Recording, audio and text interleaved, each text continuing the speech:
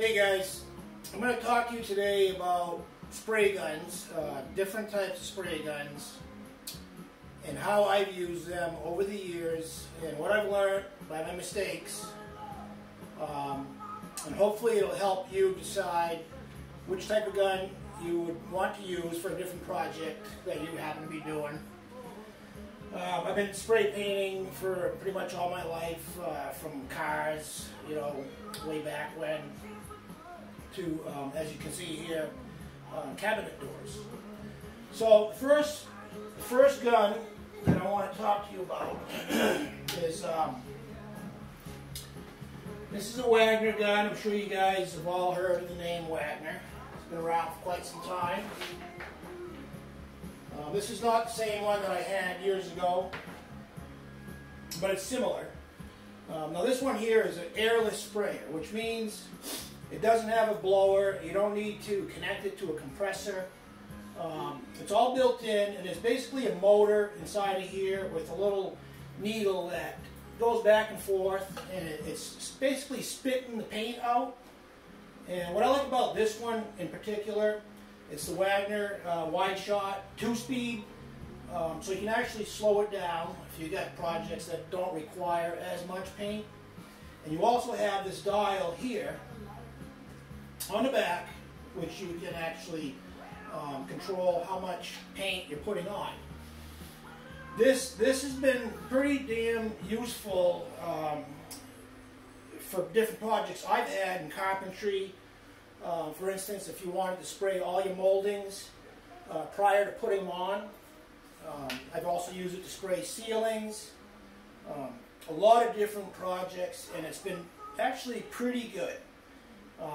Once in a while, if you're looking for like a very fine finish, I find that every once in a while it'll spit out a little glob here and there, and when that happens, if it's not something real particular that you're working on, you can live with it. But when you're doing cabinet doors like I'm doing here, that would just be a big ball of wax that you don't want to deal with. So anyways, that's the first one. It's a pretty darn good unit, and as far as airless, this is probably at the top of my list. I've had another airless one, this one that I bought recently, and it's made by a company called Graco. Graco, I don't know. What's cool about this is that it's a 360 degree, which means you can spray this up, down, all around, and it's not going to lose its prime for painting. And it does that by this basically a collapsible cup. And as it's using the paint, the cup is collapsing, and so there's always paint being fed up to the unit.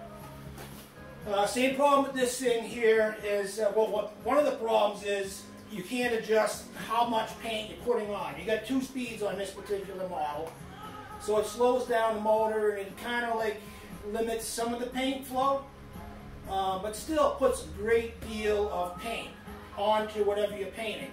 That's great when you're painting walls or ceilings, big items, you want to cover a lot of space really quickly. This would probably be your gun. I mean, it puts a lot of paint out in a very short amount of time. I've tried it on these cabinets and these cabinet doors. Big mistake. I mean, I was blowing through paint like crazy, and it just puts too much paint on. You can't get that fine finish. It has its place, but not here. Another gun I have. Yeah, guys, I got a few guns. What can I say? So this gun here, I purchased maybe a couple of years ago when I was painting furniture. It's made by HomeRite. It's Finish Max, and this is not airless. So when you plug it in, this is actually a blower motor, and it's blowing air through this nozzle, much like a compressor would do for a typical spray gun. When like these people at auto body paint shops use spray guns, and this is just got a built-in blower, so you don't need a compressor. It's blowing. This is actually capable of putting out a pretty fine finish. I didn't mind this gun. The only thing was very temperamental. You had to have the paint diluted thinned out just right. You had a little cup. You had to measure, you know, the flow. You definitely had to filter it. If you had anything getting in there, you know, it's going to ruin your day. You know, it's just, then you're spending all your time cleaning this thing out. It's fairly messy. And, you know, a lot of these units here, the yellow one, I only used it once, so it's not dirty. But something like this, it's hard to clean. This gives a very fine finish. But, you know, the fluid was not adjustable. So if I want to put on more paint, you could do it here, but you really had a limited adjustability of this gun. It's not a bad gun, but you know, I forget why I stopped using it. I think it just started crapping out on me. It was plugged and didn't use it anymore. I did get a few projects done with it, so it was not a total waste. Last year, I was painting some furniture, and I decided to go with this Wagner, which is called the Opti Painter. It's another airflow type painter, similar to that last one. This one worked really well, and you had a lot of adjustments on it. It did a good finish, you know. And then a couple months back, I built this shop, and I wanted to spray the walls. I said, you know, I'm going to use this thing. I'm going to spray the walls. This is before I had that Graco, because the Graco would have done a good job on that. This one here, for whatever reason, just decided not to work. I cleaned this thing out. It's clean. I see nothing wrong with it. But yet it's spattering. It's you know, some of these things, I swear to God, they're like disposable. They work good once or twice, and next thing you know, I mean, it's all plastic parts. It's, you know, it's not like I can say you get what you pay for, because it wasn't cheap. I would not recommend this gun, honestly. I wouldn't even bother. Don't even waste your money. Maybe they have other models that are better. This particular model, I would not recommend it. Next, I guess I thought I brought another gun up here. Hold on, folks.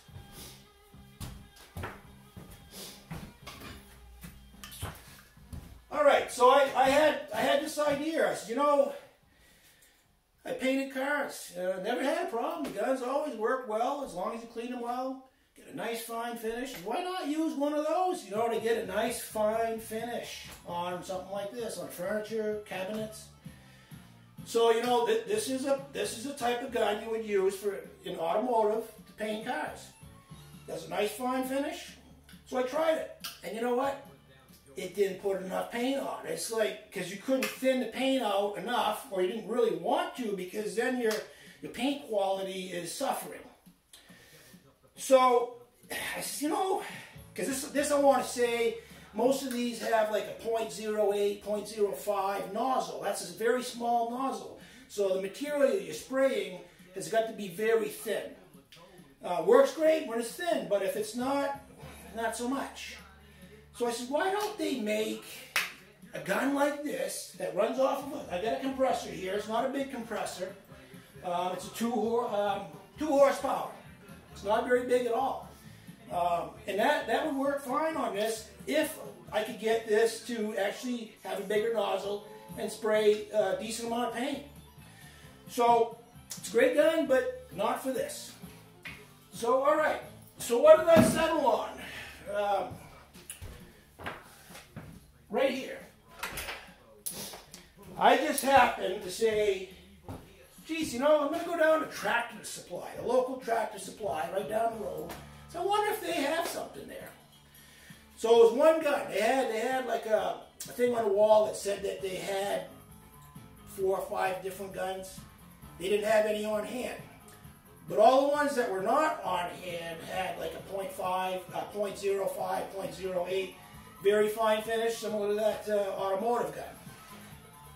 The one that they did have, however, was this Porter cable.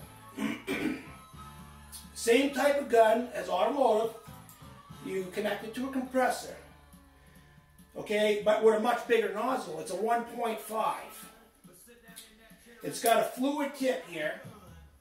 So in other words, it's a fluid tip adjustment. You can adjust the flow, how much how much material is coming out. It gets atomized right here. So the combination of the air coming out, pulling the paint out, produces a very fine mist or spray to get a fine finish on whatever you're trying to do, whatever you're trying to paint. All you need though is I would recommend a gauge like this where you can adjust the pressures. They say not to exceed 50 pounds. Most guns, when you push or pull the trigger, the air will also be initiated. This one is a little different. I thought it was odd. It was actually the first time I've seen a gun like that. You need to turn the air on, and all this does is actually control the fluid. So when you're ready to spray, you go like this, and the thing's going psh the whole time. But I'll tell you what, I made the mistake of having this fluid tip wide open, and I'm spraying latex. That's what this is. And it was thinned out just a little bit, not much at all, maybe 10%.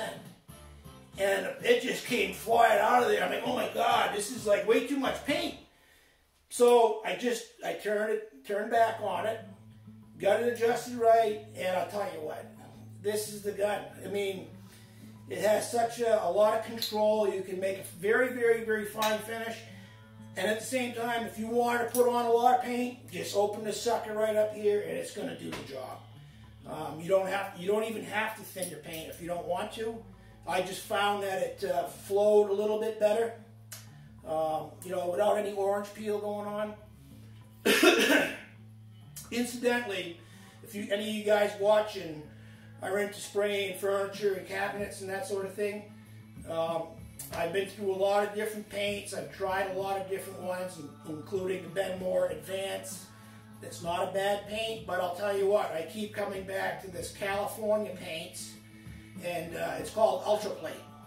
This stuff here, I'll tell you what, I was doing my girlfriend's cabinets with indoors, you know, a couple of years back, and I had the sprayer that was similar to this, the airless sprayer that does not really put a very fine finish on, but it's all I had, and it definitely was better than a brush or a roller. And I used that, and you know, it went on pretty heavy and not very smooth, but I'll tell you what, that sort of paint, that California paint, is so amazing. It's ultra settling, ultra leveling, I should say, and it goes on pretty heavy with that gun. It's not going to look like, oh, that's not what I want. You go back and look at it 10 minutes later, and it's just like a sheet of glass. So, you know, a little bit of information for you. I highly recommend that paint. I hope that this video has helped some of you, because I tell you what, I was starting to lose my crap there for a while. Tried all these different guns, spent a little bit more money than I should. I get them on sale now on eBay. If any of you guys want them, look them up. But if you want to spray cabinet doors and furniture, look into one of these.